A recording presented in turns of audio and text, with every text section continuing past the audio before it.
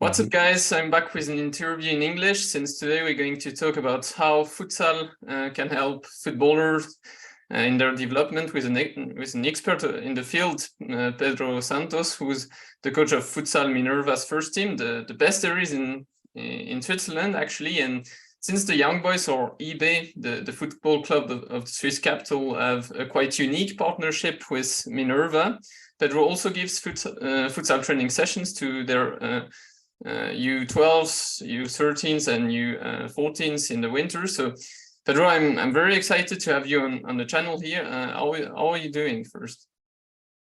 I'm really happy to be here with you and to share some ideas with you. And first of all, thanks for invite me to try to share a bit of what we are doing with Minerva, also what I'm doing here in Switzerland since I come to Switzerland, and I'm really glad to share this time with you, and looking forward to your questions and to try to make futsal a bigger thing here in Switzerland, because at the end that's always my goal. Yeah, I'm also looking forward to it. And Pedro, you started to introduce you a bit. So you grew up in Lisbon before coming to Switzerland in 2016. To take over Minerva's first team, meaning you know the evolution of the place futsal has had in Portugal over time. That's why I first wanted to ask you if it's gotten more popular since you started on the sideline with maybe the help of star player Ricardinho, knowing that, for example, Benfica and Sporting, where you've coached as well, are both multi-sport clubs, so they have both had their own futsal section for a long time already. Futsal in Portugal, it's a sport essentially in the last 10 years that have a giant boom. For sure, I'm connected to futsal since I born almostly. I start to play really early, and then I think I follow the develop of the sport in Portugal in the last 30, 32, 33 years. For sure, the coming of big clubs, shirt clubs like Benfica to the sport was a giant boom. Sporting already exists. The section of futsal of Sporting is one of the most oldest sections in Portugal in the futsal world. Sporting starts really early to have futsal. But then, of course, when Benfica come, when teams like Braga join, Rio Ave join, so all football teams, shirt teams, if I can say, with a big mass of fans behind. That was a big step to the sport. That's clear, and I think on the last 15 years, things also developed really fast in Portugal, because the federation and this team on the Portuguese federation, come with the great ideas and with great plannings, which they put it in practice, plannings to develop the sport, futsal, as a unique sport, not as a tool for develop football like was a bit before, but as a sport with their own life. And since all the reformulation of the competitive boards, since youth stages until seniors, that was in the last 15 years a big merit for the federation, for the national coach, for the people that are responsible on the Portuguese federation for futsal. That grows a lot in Portugal in this moment. Futsal, it's clearly the second sport after football in terms of practice, people playing the sport, in terms of TV, number of spectators in TV. Almost all the games of Portuguese League are passed on the TV, on the national TV, or in some private channels in TV. So the sport grows a lot, because I think the sport has a really big potential. And 20 years ago, the coaching courses you did, were they especially for futsal coaches, or was it like football coaches who had to teach futsal? I have license A, UEFA A, and all my license in C to A was already in Portugal just for futsal coaches. Before was like a football course, with some specialization in futsal. But mine, all the license that I have, and I start my first license already 2004, 2005, I'm not sure. So UEFA UEFA Roots was just futsal already in Portugal, was just a course of futsal. Okay, but that was surely not the case in other countries, like here in Switzerland in 2006. I'm not sure that they had already futsal coaching courses before maybe a certain level. But well, you've coached basically all types of age groups possible at Benfica's, but above all at Sporting's academy. So my question is, wasn't there any switch sometimes between the two different sport sections so that footballers and futsal players could discover the other activity and maybe even end up stopping it for the other? We know a lot of Brazilian football players that started with futsal, for example. Yeah, there was not a direct connection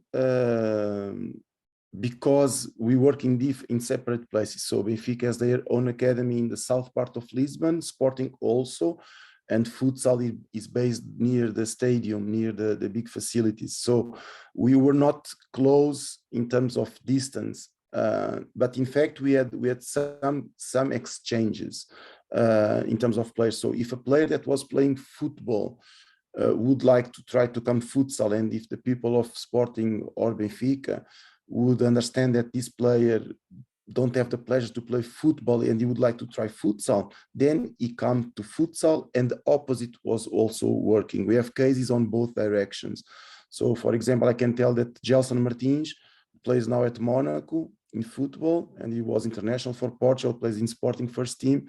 He started with us in futsal. Then he went to football, and the opposite also. Afonso is now world champion for Portugal and European champion for Portugal. He actually start to play football, and then he don't have much pleasure, I guess, to play football, and then he come to play futsal, and at the moment he's one of the best players of Portugal, and yeah, world champion. So so we have this unofficial partnership. We don't do that like in a regular base, because the sports there are already different since the beginning. So normally a kid in Portugal that starts to play futsal, he plays always futsal, and the kid that starts to play football continues to play football. They are two different sports. The fact is, when they are young, that's what I defend all the time also here. Basically we play with the ball at the feet. It's not about being futsal or football. Then it's just they look what they like more, what they have more pleasure, and also their own characteristics fit more on football or on futsal, and then they go for what they like more. But it's possible to have this kind of exchanges. That's clear, essentially on the youth stages. Later it's hard. I'm not surprised Gelson Martin used to play futsal as a kid, because he's very good technically, and that's quite typical of futsal players, and that's why I wanted to talk about now.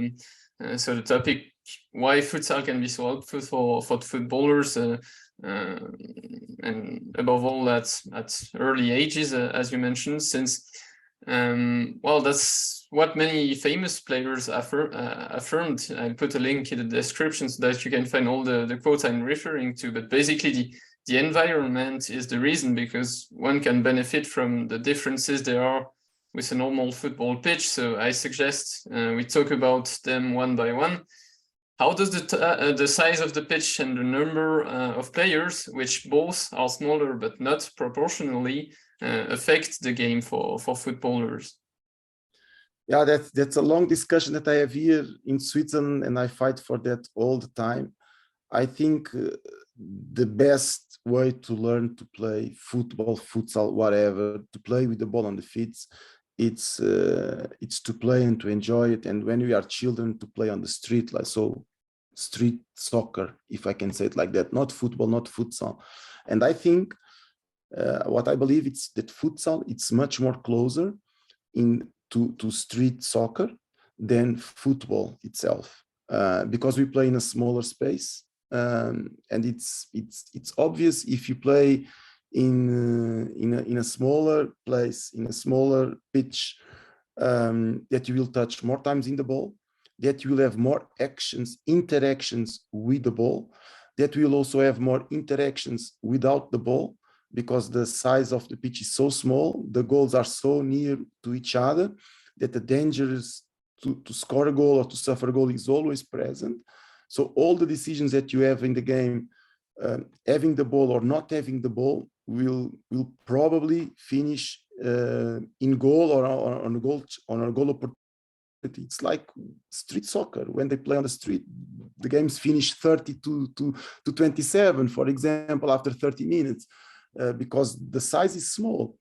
And all the interactions that are permanently done, you are always taking decisions, always, or with the ball or without the ball, and all your decisions have a big impact in the result of the game.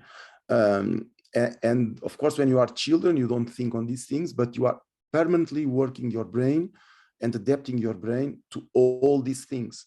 And on the football pitch, it's totally different because it's much bigger. And of course, it's a sport that we have to have other kind of references like space, etc., that futsal can't give to football players. But that in the early stages, yeah, it's to have there are no a kid with 8 years old or 6 years old or 10 years old, he can't do a pass for 40 meters distance. So don't make sense to work on this kind of size. So that's why football reduces the space and reduces the amount of players. But what I think, the football coaches still have a big lack of manipulating the variables of the training to achieve what is more important with these reduced spaces, at least here in Switzerland. That's felt when I see the trainings, when I start to follow a bit football also. But it's growing and it's developing, and people like you that not only like you, but I know many people here that try to search for information and to look for information, how to grow also in this kind of exercises and methodology. And that's really grateful to feel and to see.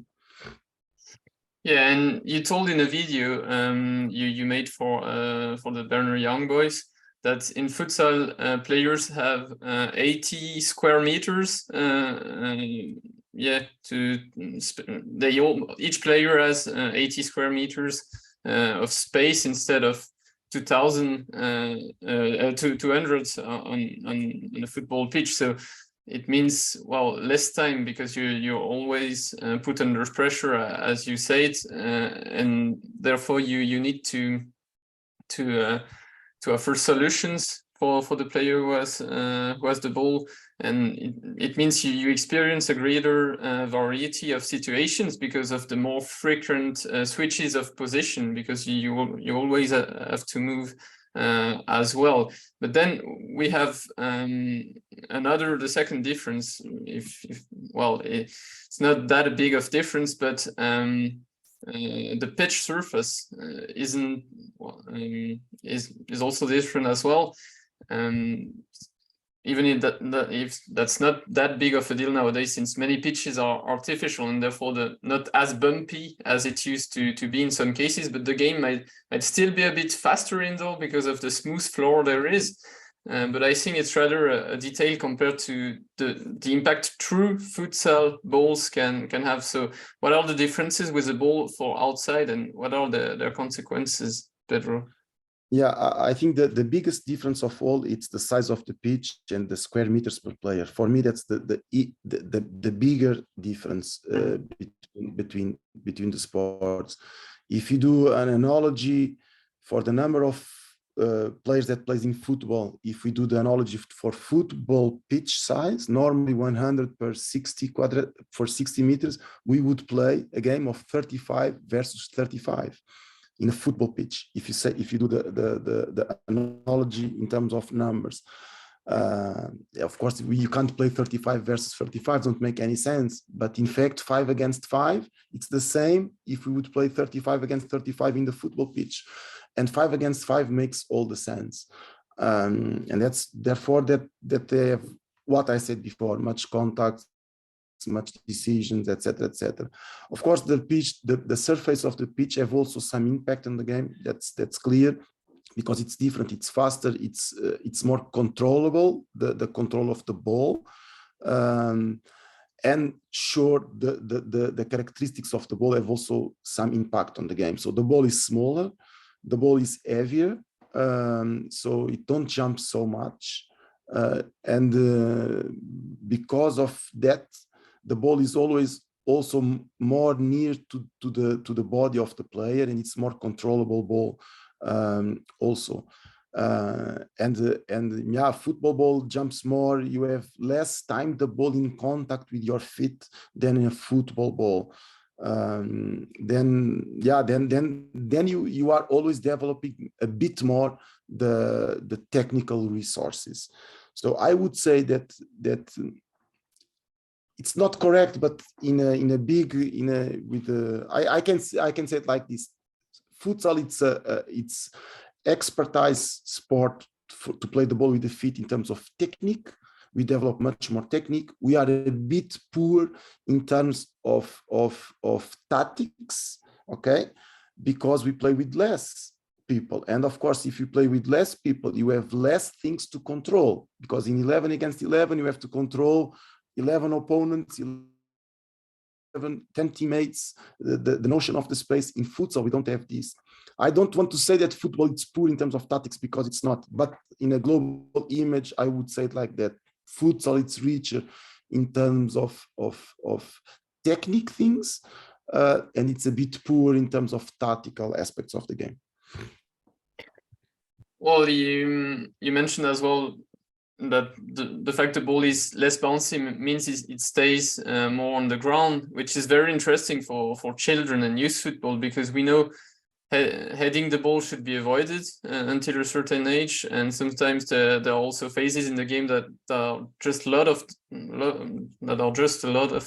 loss of time, in my opinion. You know, the typical transitions with many aerial duels, one after another, and both teams just wait that the ball comes down again to be able to keep it on the floor. And well, the fact it is smaller also forces to be maybe more precise, as you said, when you touch it, so it can help proprioception as well. But I wanted to know if it's the reason why futsal players use the sole of the foot much more, or is it because there aren't any cleats, or because the ball bounces less, so players are more confident to use the sole? There isn't just one reason, right? No, I think it's a conjugation of several reasons. So the first of all, it's because the side of the pitch is so small that you are always under pressure. And if you are under pressure, and if you receive a ball like you receive in football with the side of your feet, then the ball are not with you. It's not a part of your body. And on this timing, the ball can be stolen from you. And when you put the sole on the ball, you have the control of the ball. The ball is an extension of your body. So you know that you can use you feel the ball. So if you have an opponent always pressing you, or two opponents always pressing you because the side of the pitch is really small, you are obliged to have the ball under control. Because if you receive the ball in a lateral pass, if you receive a ball like a football player would receive, then probably when you will be in contact again with the ball, probably on this meantime, if you have a good defender in front of you, you will already lose the possession of the ball, and then you are under danger, because the goals are near to each other. That's the first reason. And then of course the fact of the ball don't jump so much, it's more controllable. And of course also the shoes, the difference of the shoes, so we don't have the pitons on the down from the shoe, yeah. And of course also the pitch, because then you can control better, because the surface of the pitch is also different. But you can see also much football players, essentially football players that have background on futsal, almost all Brazilians had, or many Argentinians also, many Spanish also, Portuguese also.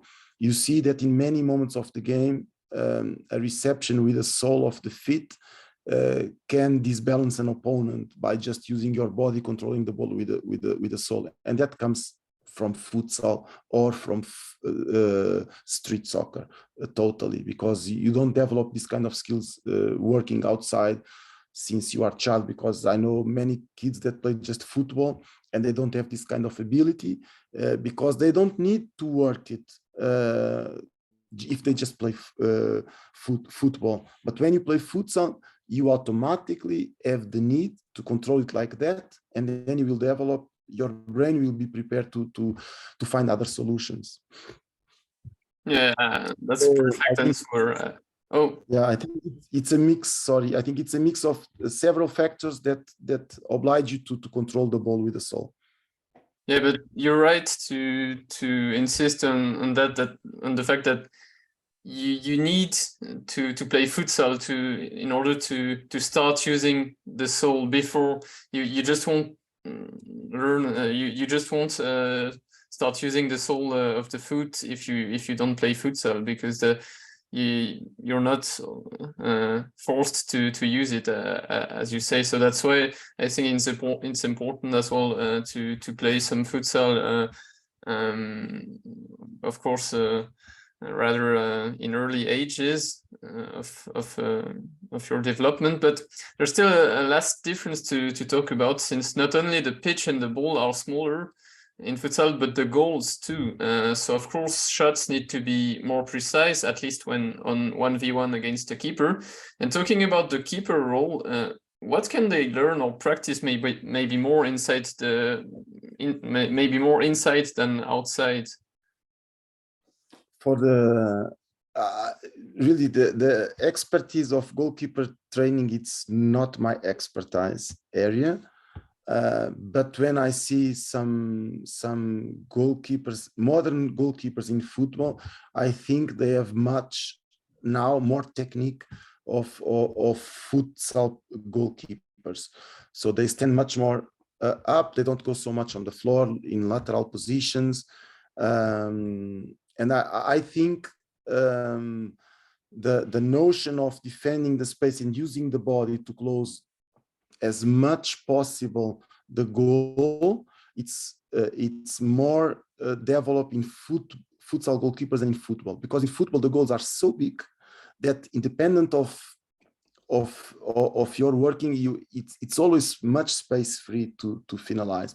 And in futsal, when you have a good goalkeeper that can use his body on the right way to defend the goal, then the goal comes really small. Because after 10 meters with the goalkeeper 1-to-1, just one body in a good position can defend almost 90% of the goal. And in football, that don't exist.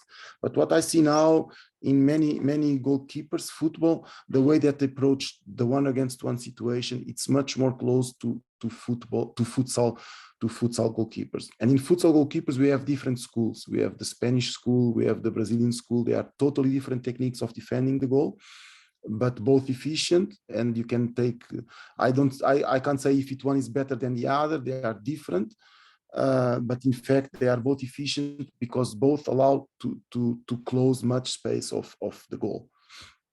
Yeah, that's actually what I first thought was, well, the goal is smaller, so it's easier for the goalkeeper, so he won't learn anything. But in fact, you need to be, it forces you to improve some details on how to cover the space, because since you have less space, well, to cover, you really need to be that good and perfect in that matter. So using the feet, yeah, you say it as well, you don't really dive as a goalkeeper in futsal. It's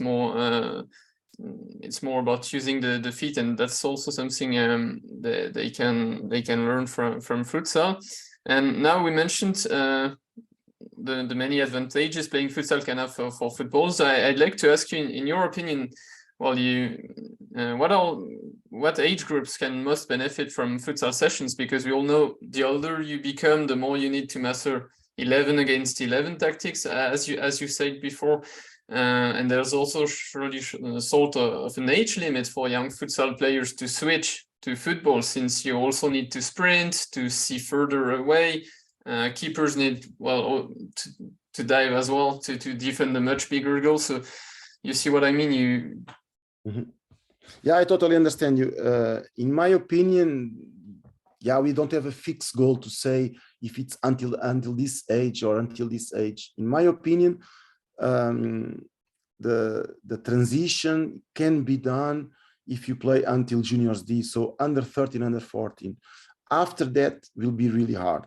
Will be really hard because after that, a kid that works with under 16 at eBay, for example, yeah, is already going on the really specialization level of the football game. So then it's hard to do the transition for futsal, and the opposite, it's the same. A kid that works really futsal under 16 or under 17, I believe that there are kids with 16 years old that they are already on the high level of specialization of the game. So then will be, for my opinion, don't make sense.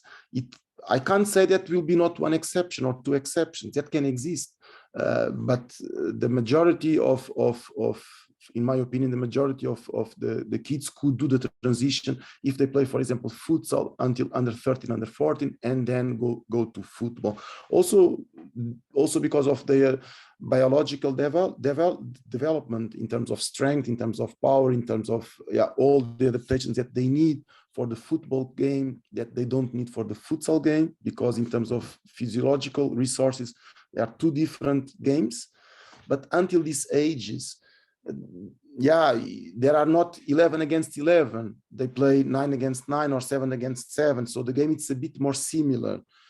So I think it makes sense to do transitions until juniors day. After that, starts to be more difficult.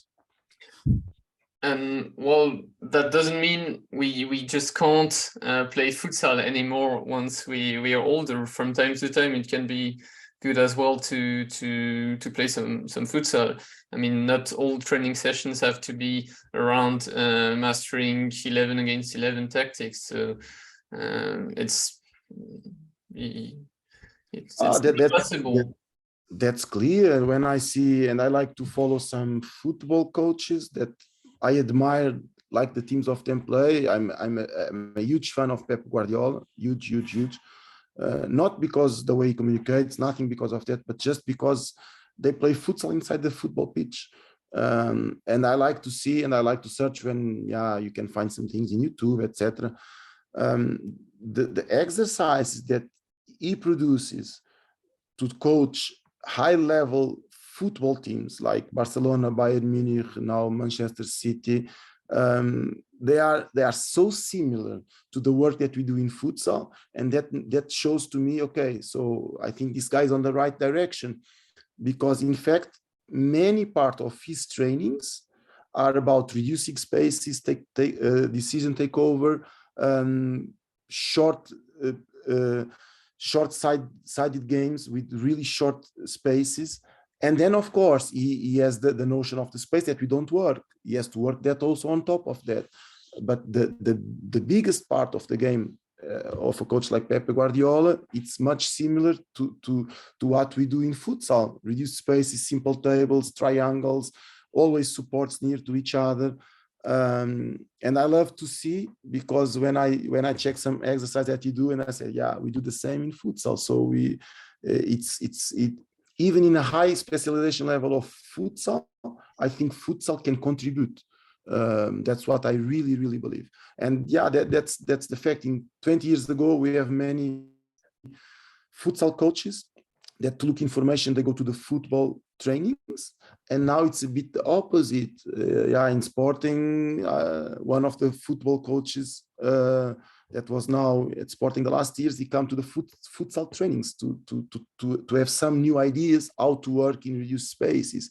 And that's really cool to us, because we can use that as a tool to help also to football coaches to develop, and of course to change some ideas and to learn also from the football coaches. I think the knowledge is always to be shared, and that we can grow all. So I found it really interesting. You told that football coaches now come to learn from, come and visit futsal coaches to learn from them, and there's surely something that we can only learn from them is, you know, I've seen videos of futsal skills, and you just never see them, some of them on a pitch outside. And I'm not talking about rainbow flicks here, but rather about the different types of cutbacks that seem to exist. So do you think football still has a lot to learn from your sport in that sense? And not only about skills with the sole of the foot, using the sole of the foot. I have. You can check in YouTube several videos of essential from the Brazilian players when they were children and the skills that they did inside in the hall. Then I can also forward to you. And when they are in the high performance level, they do the same in the pitch, in the football pitch. And I'm convinced that they develop these skills because they had the need to do it inside, because they were much under pressure, because they learned it like that. And then when they go outside and they have more space, then they also can do it and have success.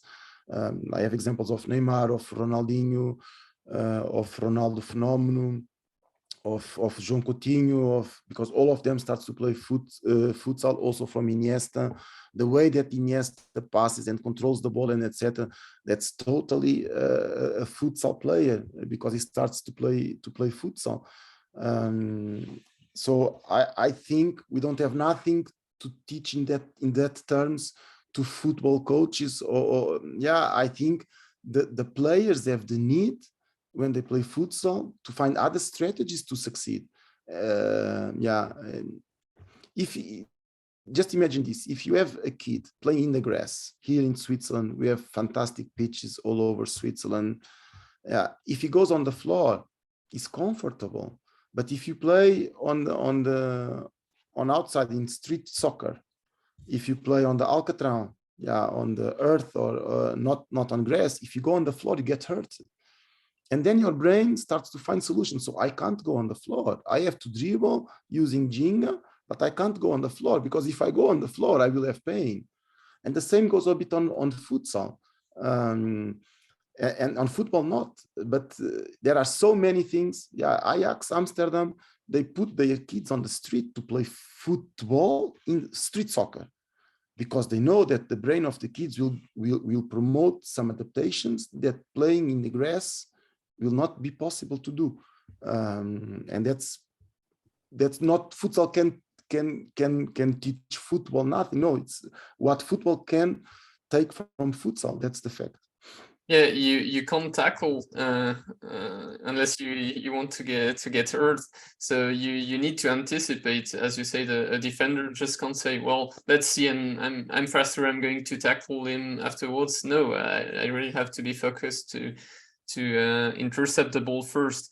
And but futsal isn't, well, a lot of people think futsal it's just about technique, but it's surely one of the best ways to train decision making as well, as you said, with the many runs you have to make to receive the ball or compensate the changes of position of your teammates. So if you compare with street football, for instance, a big advantage can be the coach, if he's a good one, because he can correct bad decisions. And I have the impression concepts like driving forward with the ball so that an opponent jumps and it frees a teammate are easier to understand for players when they aren't many on the pitch. I mean, playing 5 against 5 means a lot of 2v1s, 3v2 situations, etc. for each player. And it makes more sense to master these situations first before dealing with 8 against 6 or bigger numbers. Do you agree on this point? I totally agree. I totally agree. We have. You saw the trainings, and also at eBay. First of all, the principles of the game, football and futsal, they are the same. So when we have the ball, we look for the space. We look for penetration with the ball. We look to be balanced on the space with less players. But the principles of the game, they are the same principles. And of course, then the game comes different with time, and the age is going up because of the size of the goals, the size of the ball, the size of the pitch, the physical requirements, etc., etc. but the basic things like a situation of 2 against 1 or 3 against 2, like you said, or a transition, offensive or defensive. When you win the ball, what to do immediately because you are under pressure, or when you lose the ball, what to do immediately because you can recover the ball immediately on that moment, are much more potential work in futsal, because you are always passing by these situations. The game is actually this all the time.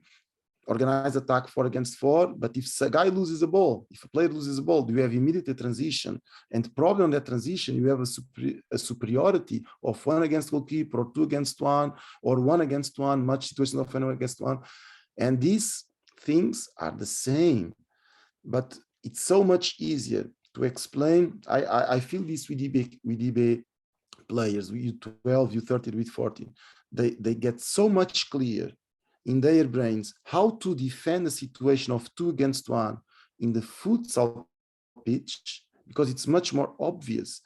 It's smaller than outside, because outside it's a 2 against 1, but then they have 6 or 7 more things, players from their team and from the opponent coming, and then it's too much complex. And on futsal we reduce this complexity, and then it's more clear to them. And yeah, I think also eBay, people that are in front of eBay, they realize that that's a big advantage. That's why we have this partnership already so long time, and I think we are really successful in this partnership.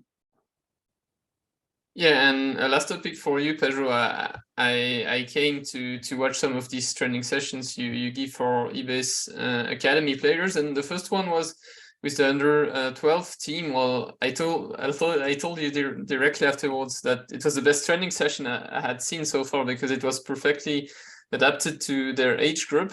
They just played the whole session, and when there was something to correct tactically, you stopped the game, as simple as that. And you didn't do a tactical exercise, because you know there were always moments where you can stop and ask or show them what the best tactical decision would be. And you added special rules as well. Can you please tell the viewers what they were and what was the purpose? No, I think when we work with children, the first thing, children and also big ones, but more with children, I think they have to enjoy and to have pleasure and to love the game, to love to play with the ball on the feet. And if you go there with a strategy of telling too much information up front and explaining too much things up front, then you are already killing a bit the training. So I think that's the responsibility of the coach, to organize exercises, so training units with good exercises, where you have on your head what you want to work, but the exercise have to be fun, have to be adapted to their ages. They have to promote competition. They have to have their goals to win, to compete, but then the exercise have to drive them to what you want. So if you want to work a situation of transitions, you have to work exercise to transitions, but where they play. Because if you just talk all the time, yeah, I don't like that. My trainings are always with children. Yeah, it's always like this. Not much talk, much time of activity, and then on the activity, like you said, if I see that something wrong or could be better, I just stop and I talk 30 seconds, and it's enough. And then everyone understood, because they saw, they experienced the situation. So it's not just a talk where you say what you want and then they go to practice. No, they did it, they feel it, they saw it, they experienced, and so was good or not good. And then they can learn immediately. That's for me the best way to work. And about these special rules, they are not more or less than variants that I control in order to achieve the goals that I want for this exercise. So I start always with simple things, with the most simple things, and then I put some special rules, like I call them, to control the exercise in order to achieve the goal that I want. And I always go, I put the complexity in to go a bit more complex. And that's a big mistake that many people do, but that's also because of my I'm teacher, yeah, and my pedagogical skills, that you can't start with full complexity, because if not they will get lost. But yeah, some of the things that you saw with under 14, they were already worked before in some training units. I don't start immediately like this. So that's a progression, and then the exercise itself as a period of being a good exercise. Then this exercise will at one point will not have more impact in this group. Then I drop it. Then I have to find other strategy to achieve this goal. Maybe for the same content, but other way to achieve it, other exercise, to have more motivation from the kids, to have them fully committed with the exercise. Yeah, but that's the part of being coach. Yeah, and I don't know if you can tell us the rules the special rules you used with the U12, or if you don't have the right to tell it. It's just using all what we can. So you just saw 2 trainings or 3 trainings, but on these trainings I use let me think, when you was there, it was with names. With the U12, it was with the Liebli, the color shirt. Vests, yeah, with the Lieblis. But you can use all what you want. Sometimes I use balls on hand to invert the game, to change the direction of the game. Sometimes I use collars. Sometimes I use the markers. Sometimes I use the spaces, the line. So if you cross the line, you can invert the game to the other side. It's just a matter of use all what you can to achieve the goal, but you have to work this in your head. That's the thing that you have to work in time. And of course, as much more as you look for that, and you work your brain to build this kind of exercise, then you will find even more and even more and even more. And then one idea brings you to other idea. Yeah. So this, for example, this thing of the names was a player from my team that told to me, I used to do this exercise before in other team. And then I started to thought on that. And then I said, okay, so this have potential. If I do the exercise like he told to me, it's good, but maybe it's not good enough. Then I put other variants on top of that. Then I put other variant, and then I will go build with this idea. And it comes like that. So for me to tell to you now, the rules that I use, I think it's much better that people, when they come to see, that they see how I use them. Yeah, that have more impact, I guess. Yeah, maybe just so that people can have an example. The one with the ball. So the U12 teams was playing a small-sided game with a goalkeeper at each side, but both teams had a ball in the hand, and you were able to dribble past, and the player with the ball in the end just couldn't defend. He couldn't take the ball from the opponent, the ball. And so it makes you think, I need to pass the ball to the guy who is the furthest away from the ball. So I need to pass the ball with my hand to the guy who is the furthest away from the ball, from the opponent that has the ball at his feet. So that makes you think that was just one condition that obliges, when you are defending, to be focused on the game, to work communication between them, or verbal communication and non-verbal communication, because you have to be organized on the space to know which defender have to have the ball in hand, because he can't defend on that moment. But also for the attack, then I think I didn't do it, but I also do for the attack. For example, with this simple rule, if you play 4 against 4 with one guy with the ball on the hand, then I can do an exercise. It's when the ball on the feet is passed to the hand of other teammate, the ball starts this end on the floor, and then you have already a bit notion of the space. So if the time this teammate is close, I can pass to him, and then the game starts on the other side, because my teammate with the ball on the hand is on the other side. And then you will just mixing variants to achieve what you pretend. If you want to more focus on defense, or if you want to more focus on the attack, or yeah. But I think that's the beauty of coaching. And then to promote, exercises. That's the magic of being coach. You have to build exercises that they don't get bored and where they have fun and they achieve the goal that you pretend. At the end, you will have better results when you do it like that, because the kids will like more, they will enjoy more, and they will be more focused. I think, yeah, you saw of course, it's eBay players, so they have quality, first of all. But I think the level of commitment of them, it's really, really, really high, because they are always focused, because the exercise demand from them this focus. Yeah, and they are focused and they don't think much. They need to be, because the exercise, it's built on this way. Yeah, and when I saw these special rules, I directly thought about differential learning. I told you the training method of modern German coaches who are trying to train their player's brain, as you said, by always adding a constraint to the game. And I made a video about that. It will appear on the screen.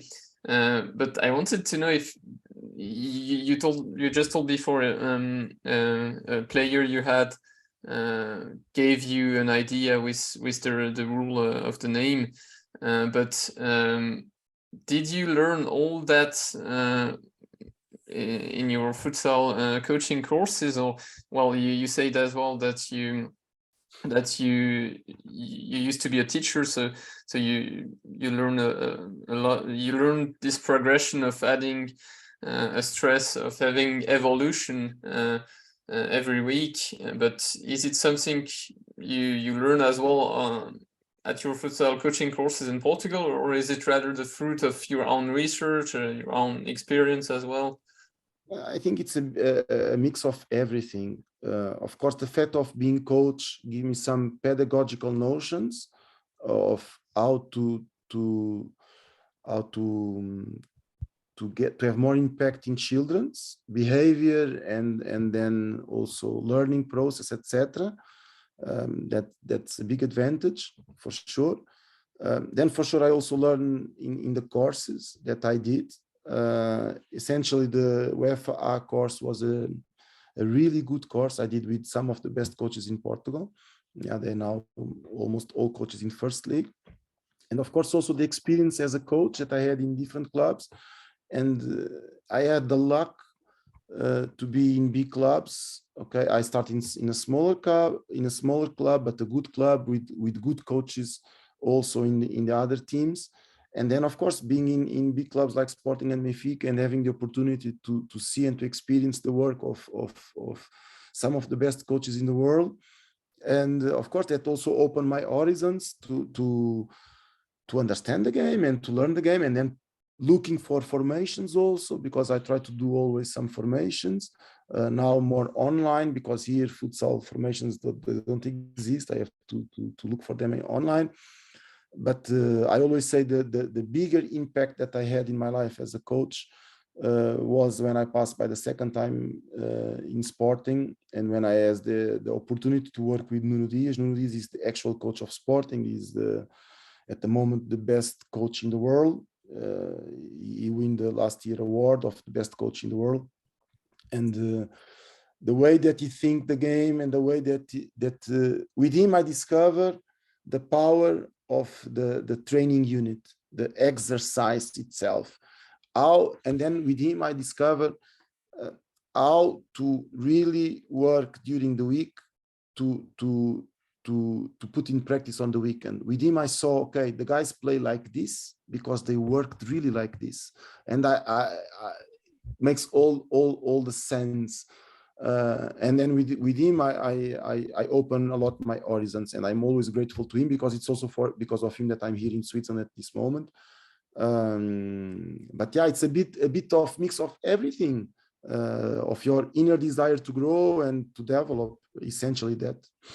And you told you learned to prepare your training plan of the whole week. Is it tactical periodization of Vitor Frade?